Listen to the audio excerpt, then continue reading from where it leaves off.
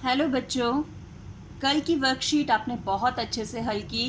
Worksheet देने के बाद आधे घंटे में ही हमारे पास बच्चों के रिस्पॉन्स आने शुरू हो गए थे। तो अब कल की वर्कशीट में जहाँ जहाँ थोड़ी बहुत गलती थी और कुछ बच्चों ने कुछ कन्फ्यूज़न थे उन्हें वो पूछा था, वो अब आज के इस वीडियो से आपके क्लियर हो जाएंगे। तो स्टार्ट करते हैं। प्रश्न पहला था हमारा, निम्नलिखित में से बहुपद पर गोला लगाइए। क्योंकि हमें बहुपद पहचानने थे, तो बहुपद की पहली कंडीशन क्या होती है कि उसमें जो चर है उसकी पावर यानी उसकी घात जो है वो पूर्ण संख्या होनी चाहिए, फ्रैक्शन में नहीं होनी चाहिए। तो पहला देखते हैं हम रूट एक्स। रूट एक्स का मतलब एक्स की घात 1/2 होगी, यानी ये बहुपद नहीं है। दूसरे में आए टी स्क्वायर प्लस 5t-1। तो यहाँ सारी घात जो है हमारी वो पूर्ण संख्या है, तो ये यानी ये हमारा बहुपद हो गया।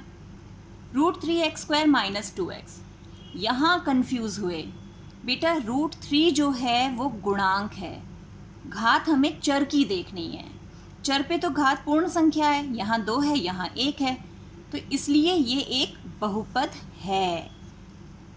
समझ गए? √3 3 के साथ है, x पे नहीं है। अब आए 8 पे। 8 तो हमारा कांस्टेंट बहुपद होता है, कांस्टेंट पॉलिनोमियल, तो ये भी हमारा बहुपद हो गया। अब यहाँ फिर वही 1 - √2x। √2 पे है रूट, x पे नहीं है, x की घात 1 है, तो ये भी हमारा बहुपद हो गया।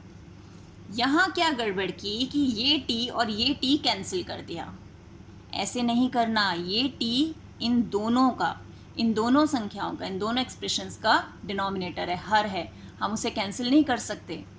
ये t इससे तो कैंसिल होगा, लेकिन 4/t तो रह जाएगा। तो 4/t को चेंज करोगे तो t की घात -1 हो जाएगी, तो ये हमारा बहुपद नहीं है। ज़ीरो हमारा कैसा बहुपद होता है? शून्यक बहुपद, यानी ये बहुपद है।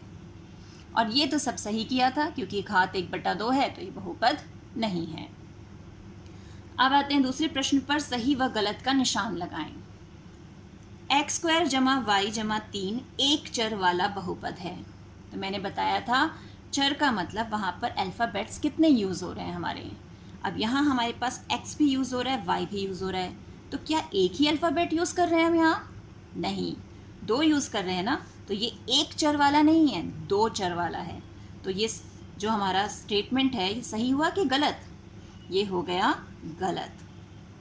अब है बहुपद में पदों की संख्या ज़्यादा से ज़्यादा 2 हो सकती है।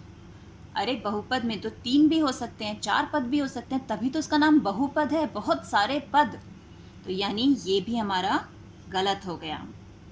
0 एक बहुपद है, हाँ अभी हमने किया, 0 एक बहुपद है, शून्य एक बहुपद बोलते हैं उसे, ये हो गया सही।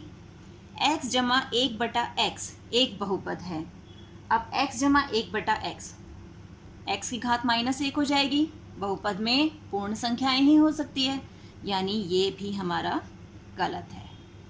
तो ये है हमारी कल की वर्कशीट के हल। आप इससे अपनी वर्कशीट चेक कर सकते हैं, आप समझ जाएंगे कि मैम ने कहाँ पर गलती बताई थी, और अपने कन्फ्यूज़न आप दूर कर सकते हैं, सारे डाउट्स क्लियर हो जाएंगे। तो मिलते हैं एक और वीडियो में, तब तक keep practicing and enjoy maths.